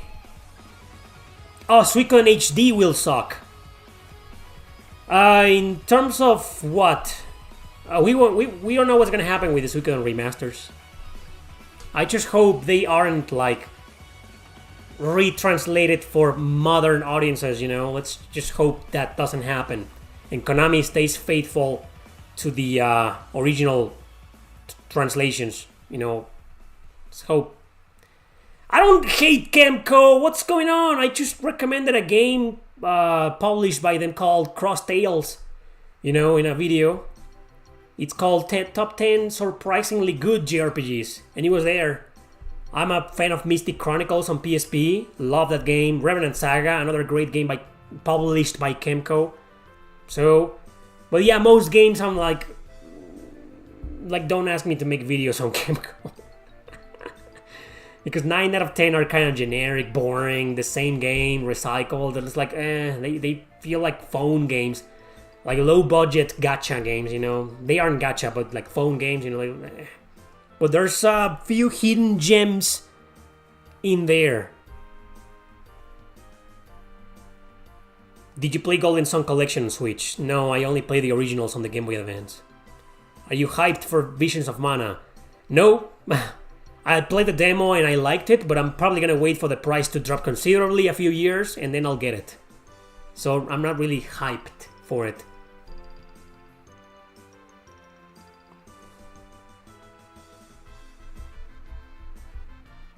Is this from Legend of Heroes? Prophecy of the Moonlight Witch? It is. The overworld theme. Damn. It's good. The Tales of Series is dead? No, it isn't dead. Okay, you were kidding, Hong Luong. Yes, I've heard of that YouTuber. Asia. Didn't you like the demo of the Mana game? Didn't you hear what I said? If you missed it, I'll say it again. I liked the demo. But why? I don't buy games on launch, especially from Square Enix.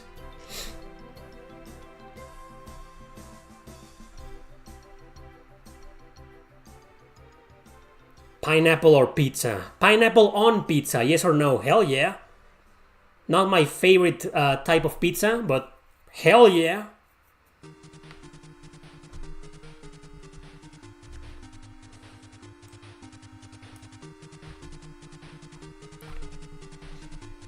Ladies and gentlemen,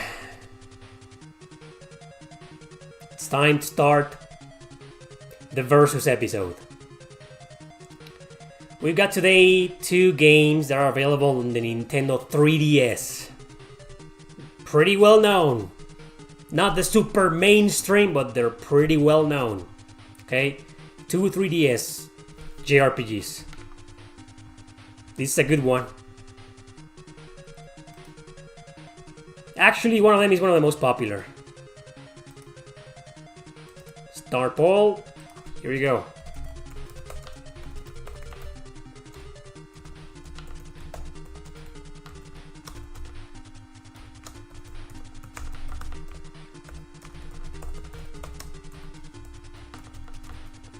One of them might have an advantage because it's also on the Nintendo DS. And by saying that, I know you already know which one I'm referring to. Anyway.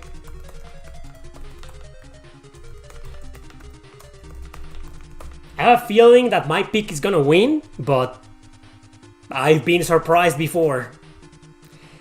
So today we got, for the Versus episode... There we go. Today we've got Radiant Historia versus Bravely Default. And I know Radiant Historia is the better game, of course, but not a lot of people played it. But a lot of people played Bravely Default because it's a Square Enix game. So Radiant Historia, any version, there's a DS version, there's a 3DS version, it doesn't matter which one you played. You can still vote and have an opinion. Bravely Default is exclusive to the 3DS, so there you go. And the first Bravely Default, okay, not Bravely Second, not Bravely Default 2 on the Switch, no. The first Bravely Default. Wow, it's already pretty damn even, look at this. Damn! You know my pick already. But I'll wait till the end to explain why I think Radiant Historia is far superior to Bravely Default. But I want to see your arguments, as always. That will be environmental puzzle or fighting games. Mimbu. Mimboof.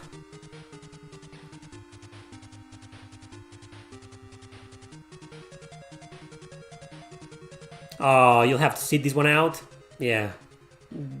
No problem. Shout out to Radiant Historia fans. It's gonna win. I know it's gonna fucking win. I don't hate Bravely Default, but I couldn't get into it. And I know for a fact Historia is like the better game. It's gotta win. It will win. I get the feeling it's gonna win. But who knows? Remember the last one, Persona 4 versus Final Fantasy X? It was like Final Fantasy X, Persona 4, and then all of a sudden... Ooh boy. Ah.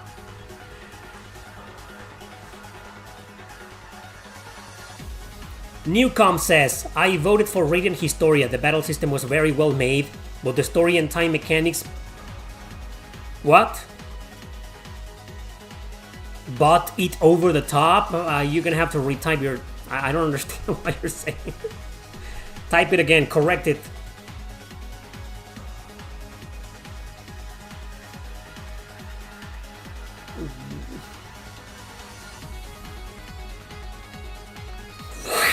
Your arguments. It's pretty funny.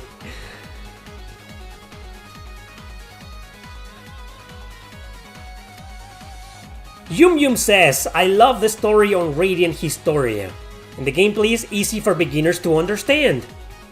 That's right, there's nothing convoluted about the game. David says, Radiant Historia for me. The use of time travel was very smart and the story is mature. That's right. It does have its anime cliches here and there, and its waifus, but the story is more mature than your average JRPG. That's right.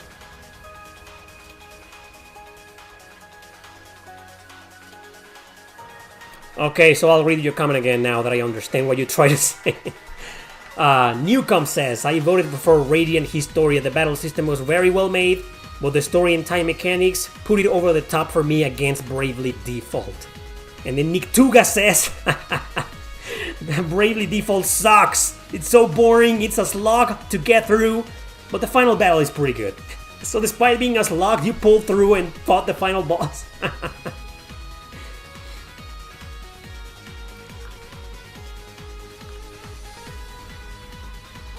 Oh, Luciano says Radiata Stories is much better than Radiant Historia. I don't know about that. I think I prefer Radiant Historia, but Stories is a really good game. I'm a big fan of it too. Baha K says, Bravely Default has a deep job system and customization. The graphics are on one of the best we have on the 3DS, with the drawn towns and backgrounds, and the story is awesome as well. Okay. In terms of graphics and art style, yeah, I kind of agree with you. It's a really beautiful looking game. Smiling Dog says, I vote for Radiant Historia since the battle system is quite fluent, and it's also a turn-based RPG that I love, and the story is quite solid, and it can hold it on its own, and the ending is quite unique.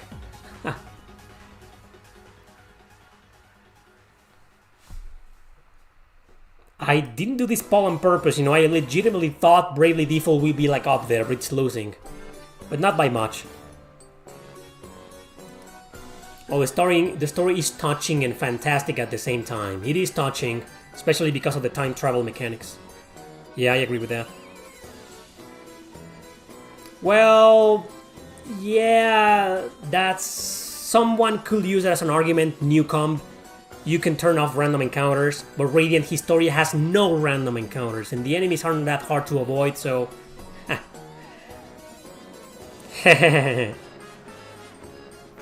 My verses are always a thought for you, tough for you, okay?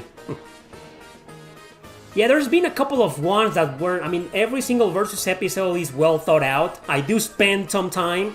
Like, I spent last night, you know, in my bed, I was like, what the fuck am I gonna do for tomorrow? And I was like, this, no, it doesn't work. This and this, no, it doesn't fucking work. You know, but sometimes they come out like really good, like this one, dare I say. But sometimes it's kind of like, I still feel kind of weird about the Valkyria Chronicles versus Tactics Ogre. People told me it should have been Tactics Ogre versus Triangle Strategy. That made more sense, but it already happened. We already did it, and Valkyria won. Of course, it fucking won. There you go.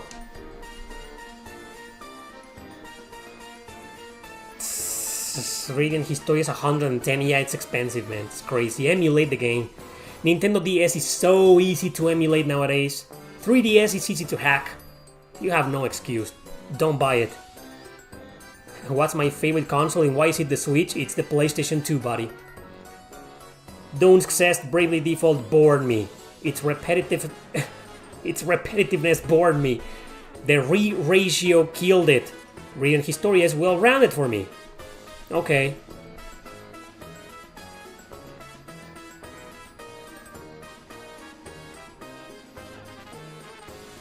Wait, what? Also, let's forget about Perfect Chronology. If Radiant Historia didn't release Perfect Chronology, it may not be as better as Bravely Default. So if it wasn't for Perfect Chronology, you will pick Bravely Default?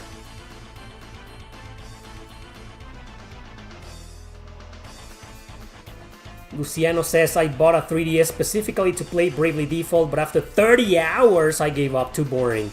You still made it all the way to 30 hours? Despite the game being boring? Okay. Oh, you like that episode, Valkyria vs. Tactics? That's great. I liked it too, but people found it weird. Like the games didn't belong in a match. Come on, Valkyria Chronicles. It works on any match.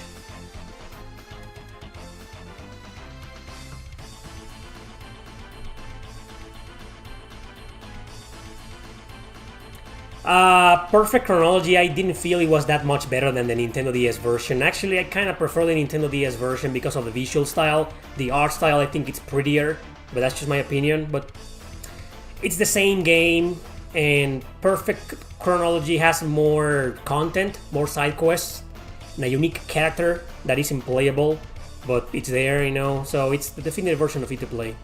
I love both versions. Valkyria Revolution is still underrated. It will probably be forever underrated.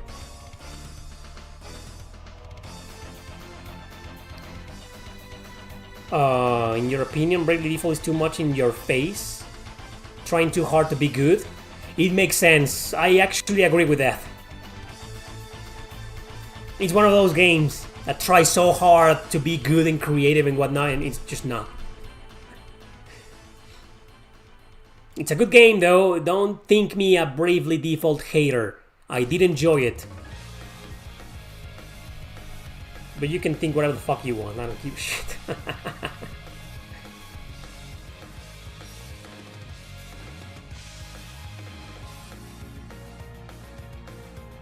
Tales of the Abyss and Fire Emblem Awakening. Almost made it. I almost made the episode, today's episode, about Fire Emblem Awakening. I was like, it's gotta be Fire Emblem Awakening versus something. But at the end of the day, I was like, nah. Radiant Historia versus Bravely Default. Oh, much better. It makes more sense, right? I want to do a PSP one, but I just can't figure it out. If you have any suggestions, be my guest. But it needs to make sense, okay? And you can't just put there obscure as fuck games. Like, I don't know, Hexy's Force versus Spectral Souls. Come on, man. No one's gonna vote for that. No one played those games except me. But yeah, if you have any suggestions for like a PSP versus episode, I will appreciate it. I've been thinking for like 5 episodes. I've been thinking it's gotta be a PSP one. And I'm like, next Sunday it's gonna be a PSP one. And I start thinking, I'm like, okay, maybe 3DS. Or maybe PS4, you know. So, yeah. Like, it could be, I know it's gotta be like Trails game. Yeah, PSP only games.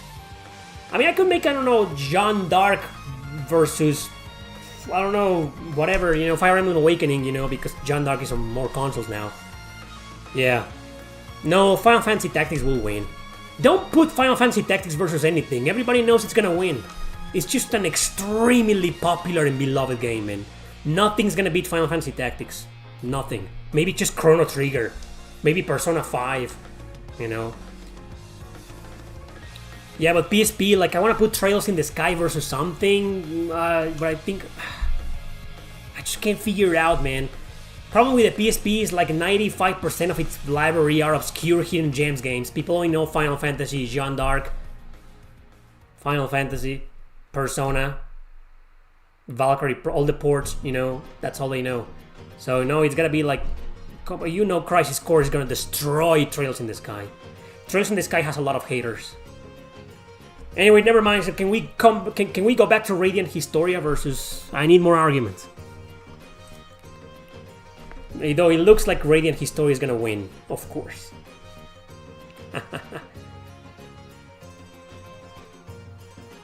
Suikoden 5. That's a game I can't put into the Herb versus episodes because no one played it. Because Konami hates it. They put every Suikoden game on the PlayStation Store back in the day except 5. For no reason. Konami. Radiant Historia already won. Yeah, I think so. But we need more arguments for the video, you know? Final Fantasy Tactics versus Shadow Tower. Why, of course Shadow Tower will win. What the hell is that, man? That's no contest in there.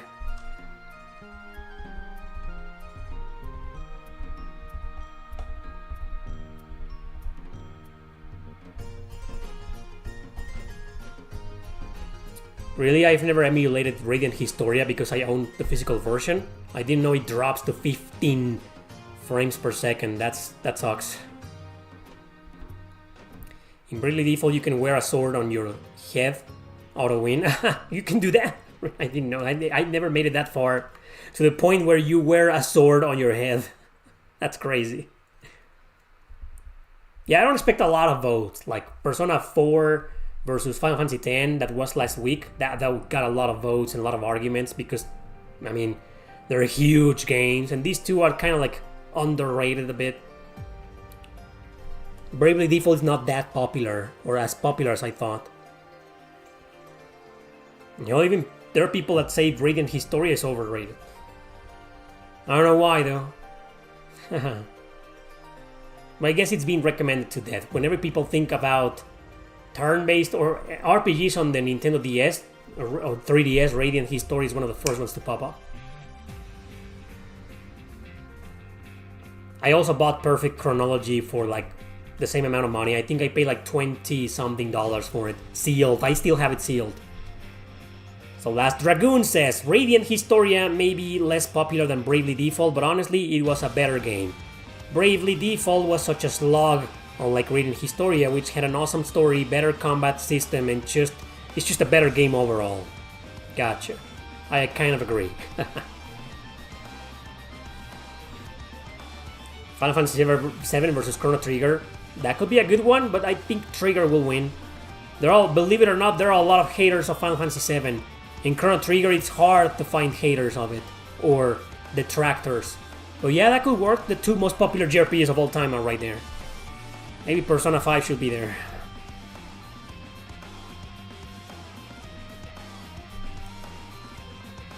The music, what's this? Oh, Trails of Cold Steel 3. Of course the music was badass. Great song.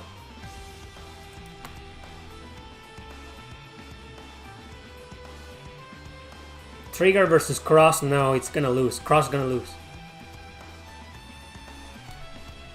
So Jay Bird says, I picked Radiant Historia because regardless of how you can traverse time, it still maintains a beautiful plot, not to mention its gameplay, music, and character development are awesome, right? Okay.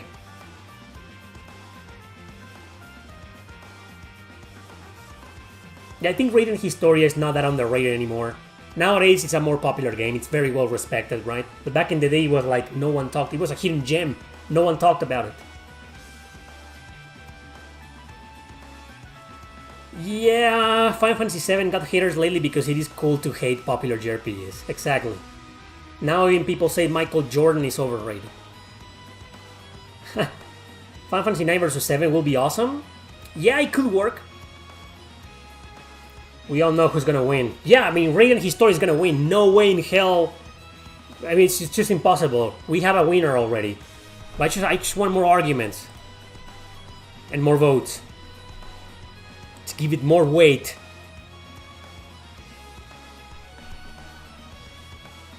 They always do that. Falcom, the composers, always. Their riffs, their guitars or keyboards always gotta end up with something like Pay attention to the music, and if you listen to Falcom music over and over again, you kind of start noticing that. First Departure versus Tales of Destiny, that's a good one. I don't think it's gonna get a lot of votes, but it could work.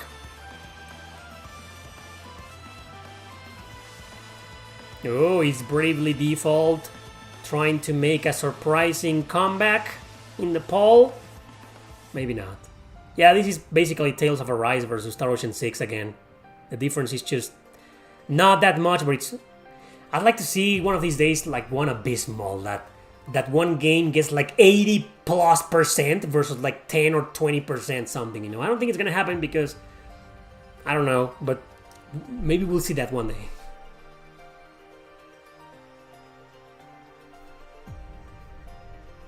It's just boring, man. Chrono Trigger versus Final Fantasy VI has been done to death. It's not that interesting. It's like everybody does. That's the versus. That's the versus, you know. The ultimate versus, you know. It's overrated. It's an overrated versus. Oh man, you only heard of Bravely Default. You've never heard of Radiant Historia and you call yourself a fan of Erick Landon RPG? How old are you, Kevin? Like 85? Do you have Alzheimer? Do you only play instrumental music? Yes, because most of the music with lyrics and singing has copyright, and I can't use it. Most, not all of it. Like, yeah, exactly, Newcomb. But I'm saying, like, I'd like to see, like, I don't know, I'd like to see a surprise, you know. Like, a lot of people will vote, like, most people will vote for one game over the other, and we will be like, oh my god, we weren't expecting that. Like, something unexpected, you know. Yeah, I mean, I can put any day Chrono Cross versus Time and Eternity. Yeah, of course, Time and Eternity will destroy it, right? We all know that.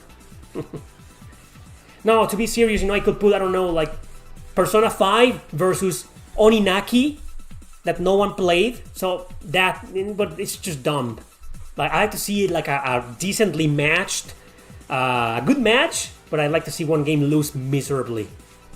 I don't think it's ever gonna happen, but who knows? Some of these versus episodes have been kind of unexpected, you know. I wasn't expecting Persona 4 to win last time, but then again, it only won by like 2%. Same with Secret of Mana versus Super Mario RPG. That was awesome, man. The difference was like almost a tie. It was fucking awesome. What, no more argument? I can read a couple of more arguments for the video, you know. If you want to argue, can someone defend Bravely Default? It's only gotten like 2 guys standing up for it. But I mean, we can. It's just his story is the better, okay? Bravely Default got destroyed. Not that much, but yeah. People are still voting. Come on, guys, Bravely Default. Bravely is a well-made game. Ooh, badass argument, man. That's gonna be the headlight of the video. Shadow Hearts music.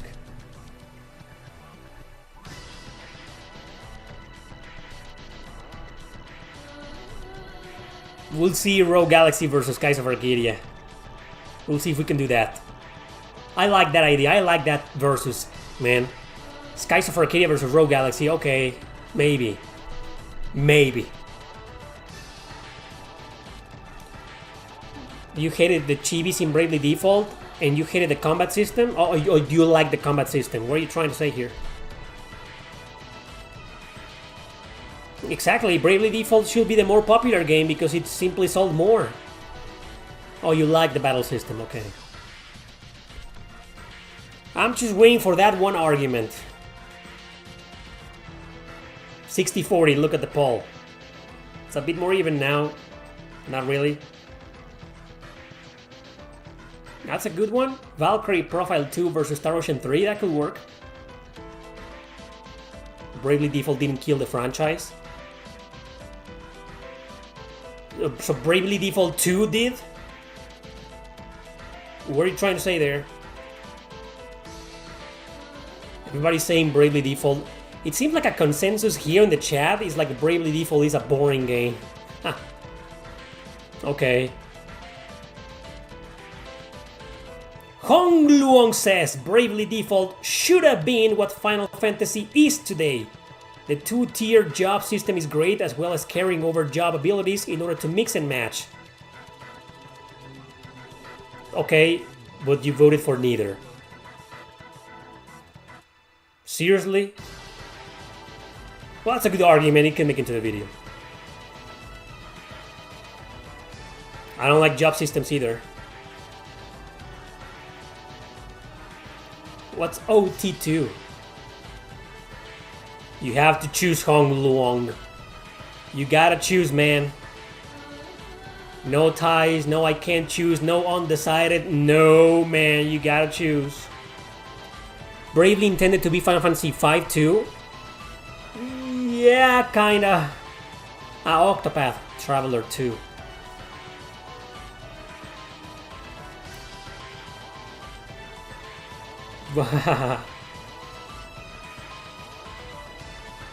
Everybody vote for Bravely Default 5. It's 5 on steroids. She's one now. Radiant Historia. Okay, there you go. Okay, Maticius. That's okay though. No problem. Don't worry about it.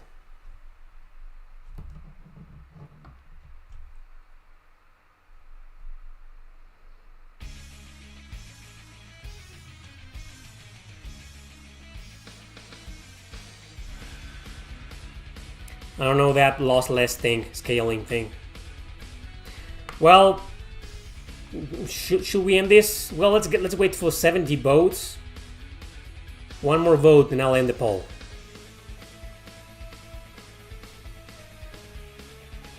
The only good thing about Bravely Default is the music. Come on.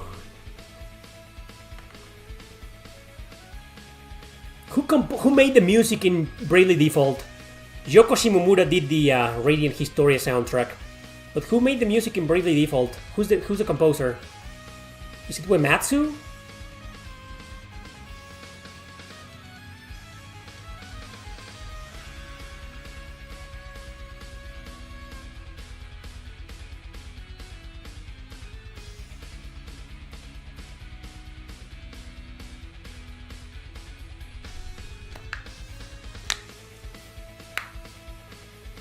Well, Bravely Default 2 came before Octopath Traveler 2. I won't say Octopath killed it, you know.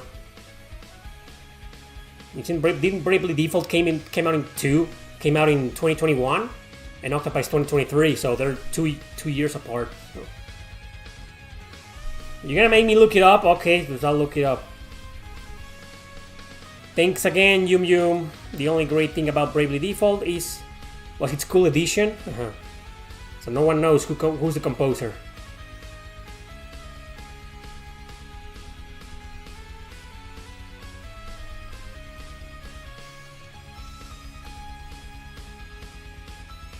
Oh, Revo! Who's Revo?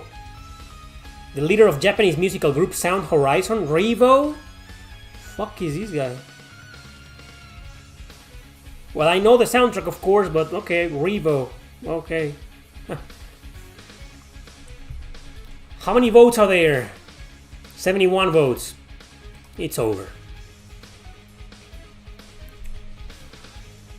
It's over. Bravely Default doesn't stand a chance.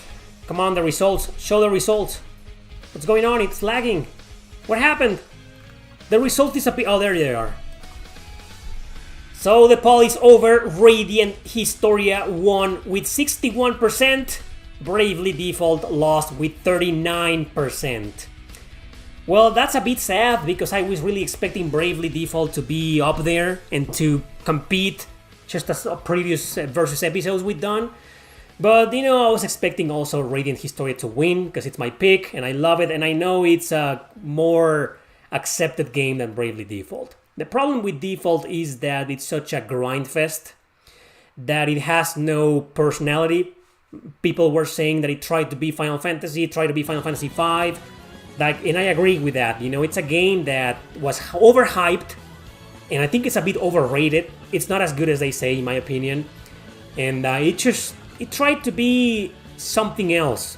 Did it succeed though? I think it did. I think it succeeded, hence why it's still a good game. But there's barely any originality on it. Whereas Radiant Historia, people have compared it with Chrono Trigger, but the time traveling mechanic in Radiant Historia is vastly different. And it became its own thing. Like, it took a small idea from Trigger and it did it much better, you know. And the exploration, the graphics, the music, everything is just better in Radiant Historia, right? It's more original. It's more of a unique and original game than Bravely Default, which is, it feels like it's just another Final Fantasy game. And it could be considered as a Final Fantasy ripoff if it wasn't, you know, if Square Enix didn't publish it. But they didn't develop it. Anyway, so story, Radiant Historia is just much better. Again, Bravely Default, the story is like the Heroes of Light with the job system, saving the world, you know, it's been done to death. Radiant Historia is one of the best stories ever written in the JRPG in history, in my opinion. You know, it's mature. It does have some cliches and anime waifus and whatever, you know, but it's so messed up. It's very political. It's very insightful, you know, and there are tragedies involved. It has the script of Radiant Historia did things that not many JRPG writers dared to explore, and Historia did it perfectly, you know, without going overboard, like Yoko Taro, for example. I love Yoko Taro, you know, but yeah, it stayed on point. So, and the storytelling is just very compelling because of the time travel mechanic, because you get to see these tragedies, these events, and you get the chance to go back in time to change them. And that's very interesting. And as a result, the game has multiple endings and routes and whatnot. You know, so it's a very interesting game. It does have a true ending. It's not too hard to get, so everybody can get into it. And yeah, people were saying that Radiant Historia is more well-rounded. So speaking about gameplay mechanics, it is. Anybody can get into Radiant Historia, anybody can play it and enjoy it. There's no difficulty spikes. Well, the Nintendo DS version does have some spikes here and there, but not too big. So it's not that grindy, whereas Bravely Default is a freaking grind fest. It's very repetitive, and it just goes on. And there's that point, infamous point in Bravely Default, that you know what I'm talking about. I'm not gonna spoil anything, but yeah, it kind of like makes you repeat certain things. And why? Why did that have to happen? So it's just a more difficult game, but it's more challenging. You know, Radiant Historia is challenging, don't take me wrong. It's not an easy game. Okay, but Bravely Default is, I guess it's aimed at the more hardcore. You know, that love job systems like Final Fantasy V or Final Fantasy Tactics, you know, they can play around with that and base their strategies on that, you know. So it's more complex, alright? There's more, it's a deeper game, but deeper and complex doesn't always mean better. So if it's better to you, I respect that, you know, but I think Radiant Historia is just better, you know. And Historia, again, I don't want to repeat myself with the originality argument, but it's just more original. Bravely Default is a bit more generic, you know. It's just there. It's a good turn-based RPG, but it didn't do anything for the industry. But it caters to people who grew up with some of the old Final Fantasy games. Okay, so lovers of the old Final Fantasy games will probably choose this game over Radiant Historia, right? The graphics are beautiful on both, freaking beautiful. The art style are beautiful. It's honestly hard for me to compare them, but I'm picking Radiant Historia just for one thing. I'm not the biggest fan of chibi art style, and that's what Bravely Default aimed for. And I respect that, I like it too, you know, but Radiant Historia has better graphics and art style because of that, but they're both equally beautiful and gorgeous looking games. Finally, the music, well, Yoko Shimomura.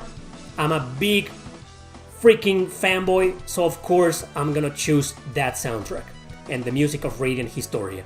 This Revo guy who composed the Bravely Default music is great.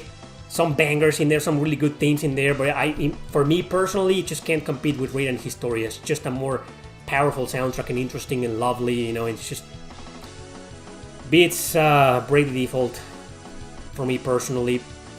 Yeah, the battle system, you know, is just more unique. Radiant Historia is the more unique game. We all know that. Bravely Default is just regular turn-based.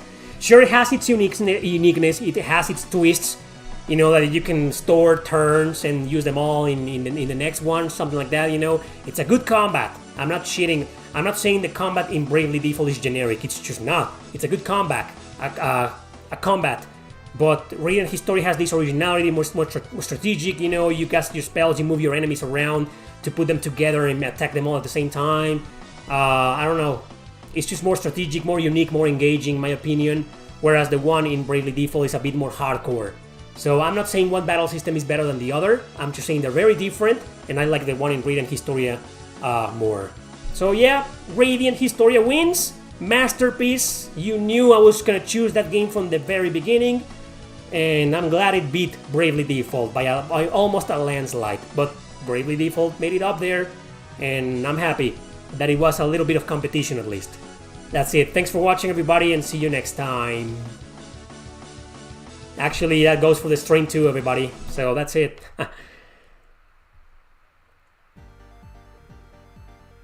You're welcome, Dunsk. That's all. Thanks for watching, people. Take care. See you in the next one. Subscribe to my Twitch channel, link in the description. And follow me there. Hope to see you there next week. And hope to see you here next Sunday. Take care. Thanks for watching. Bye-bye.